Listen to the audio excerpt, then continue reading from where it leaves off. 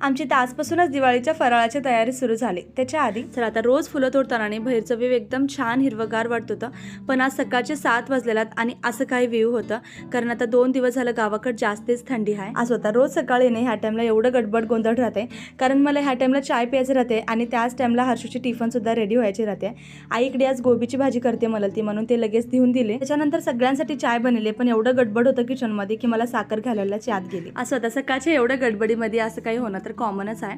त्याच्यानंतर मस्त फ्रेशअप वगैरे होऊन माझं लीलामृत कंप्लीट करायला मी छतवर गेले आणि छान ऊन पडलं तर त्याच्यामध्ये मस्त माझे केससुद्धा वाळून गेले. त्याच्यानंतर मी खाली झोपत तर आई सगळं स्वयंपाक बनेल ती मस्त जेवण करून घेतले. चला तर लालीची झोपायची टाइम झाली आणि तिला एवढं डिस्टर्ब होलं होतं, कारण विशाल आणि स्वीटीने कबड्डी खेळते घरामध्ये, त्या गर्द्यानं लालीची झोपच होईना झाली. आता दिवाळी जवळच आली आहे आणि आई आजपासूनच फराळाची तयारी करलात, म्हणजे जे काही डाळी तांदूळ ते सगळं भाजून घेवलं ती आणि जे काही फराळ बनवतावनी ते पुढच्या ब्लॉगमध्ये बघायला भेटेलच.